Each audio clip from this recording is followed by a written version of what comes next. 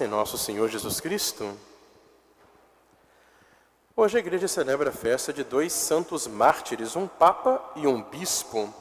São Cornélio, papa, São Cipriano, bispo. Os mártires, como nós ouvimos nas leituras da epístola do evangelho de hoje, são aqueles que tiveram a coragem de testemunhar a Cristo na adversidade. Essa leitura do livro da sabedoria é muito bonita porque nos mostra a decepção dos maus. Os maus naquela hora final, que julgaram que os bons aqui na terra tinham desperdiçado a sua vida, quando virem os bons cintilando, brilhando no céu junto de Deus, e até a Bíblia usa uma figura muito familiar para nós aqui de Campos, que é o canavial pegando fogo, que fica aquele monte de centelhas, não é? Cintilando. Essa é a comparação que a Bíblia usa. O canavial pegando fogo. Então os justos ficaram brilhando no céu perto de Deus, para gente entender o que é o brilho dos santos. Então será a decepção dos maus. Nós julgávamos que a vida deles estava desperdiçada, mas eles estavam certos. Aqui nesse mundo batalharam, lutaram, sofreram, e muitos tiveram a coragem, até hoje tem, nossos irmãos que sofrem perseguição, são mártires da fé, de enfrentar a perseguição, o ódio, a perda dos próprios bens, a perda da vida por causa de Jesus. Porque eles sabem que o que vale mais a pena é o céu. Como termina o evangelho de hoje, Jesus dizendo: é na vossa paciência, é na vossa perseverança que salvareis as vossas almas. Os nossos dois santos de hoje viveram no tempo das perseguições, viveram no meado do século III da nossa era. E houve a grande perseguição de Décio por volta do ano 250, e nessa época surgiu na igreja um cisma, chamado cisma de Novaciano, o novacianismo. O que foi isso? Naquela época nós sabemos que o norte da África era uma região dominada, pertencente ao Império Romano, e era uma região de muitos cristãos. São Cipriano, ele era bispo de Cartago, na mesma época que São Cornélio era papa, lá em Roma. E então, naquele momento, Novaciano surge e arrasta muitas igrejas, muitas dioceses ali do norte da África, com um cisma fundamentado no radicalismo. Nós sabemos que os pagãos, quando perseguiam os cristãos no Império Romano, eles primeiro tentavam fazer os cristãos desistirem da fé. E falavam: olha, se vocês forem ali e queimarem incenso para os nossos ídolos, nossos deuses, vocês serão livres. Essa graça. E o novite da misericórdia de Deus. Foi um pecado gravíssimo? Foi. Quem cometia um pecado desse era um pecado de idolatria contra o primeiro mandamento, pecado gravíssimo. Mas se a pessoa se arrependeu, foi lá pedir perdão, se confessar, tem perdão.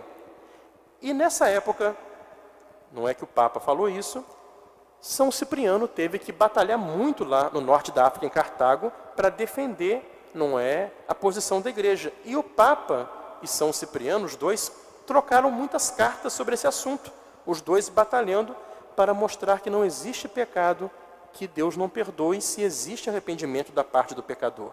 Então essa foi a grande querela da época, esse grande problema. E tanto o Papa São Cornélio como o Bispo São Cipriano foram aqueles que mantiveram o quê? O papel da igreja, a missão da igreja. Então esse ensinamento para nós, meus amados irmãos, que isso que aconteceu há 1700 anos atrás, acontece até hoje, hein?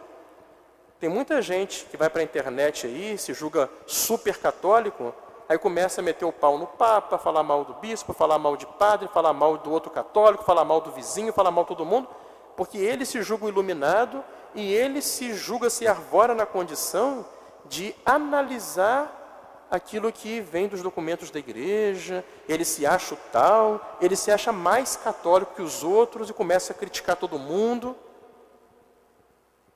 E às vezes é um pobre coitado que não tem nenhum ensino superior, que se julga o tal porque leu uma coisa bonita ou outra na internet.